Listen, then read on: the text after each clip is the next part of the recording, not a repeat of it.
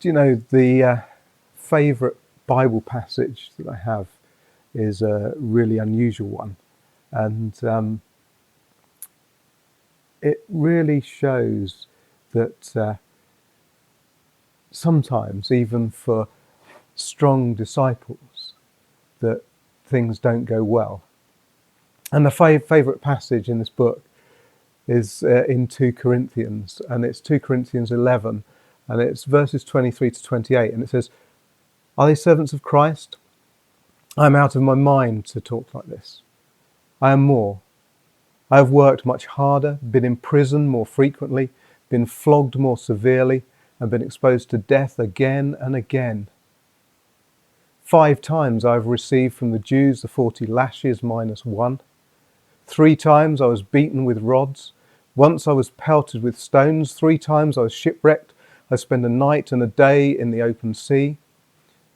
I've been constantly on the move. I've been in danger from rivers, in danger from bandits, in danger from fellow Jews, in danger from Gentiles, in danger in the city, in danger in the country, in danger at sea, and in danger from false believers. I have laboured and toiled and have often gone without sleep. I have known hunger and thirst and have often gone without food. I've been cold and naked. Beside everything else, I face daily the pressure of my concern for all the churches." This is so good, because this is Paul speaking. This is Paul.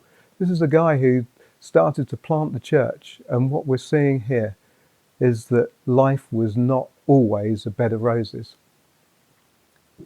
I mean, I can't believe that the conviction he must have had in his heart to go on to facing through all those things.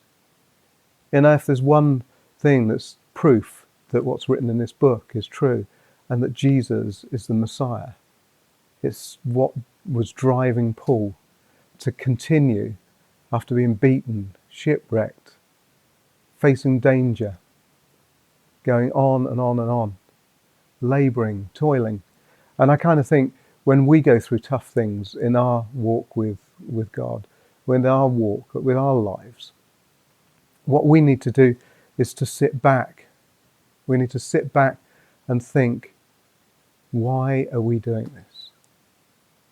You know, are the foundations of our faith the same foundations that Paul had? Because Paul didn't doubt at any point through all of those trials. He didn't doubt that that God had his hand on him, and even in pain and suffering, he was looking ahead to the eternal future with his Saviour, Jesus. And this, of course, is the same Paul who in 1 Corinthians 9 wrote, "Do you not know that in a race all the runners run, but only one gets the prize? Run in such a way as to get the prize. Everyone who competes in the games goes into strict training.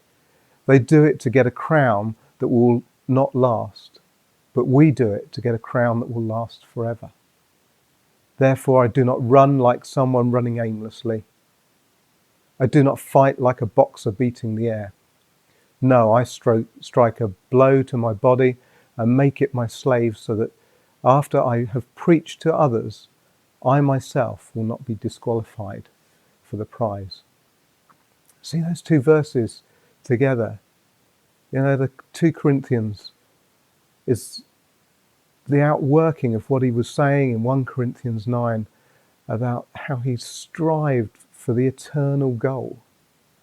And our eternal goal with Jesus is a future in glory with those who have gone before. And that must be, at every point, our foundation. Our foundation has to be Jesus. Our foundation has to be so real that it doesn't matter what the world throws at us. It doesn't matter what comes our way. It doesn't matter if we're hungry. It doesn't matter if we're running out of money. It doesn't matter that we're going through pain. But actually, this life is just that in the blink of eternity. Because our eternity, once we've turned and given our life to Jesus, our eternity is with him.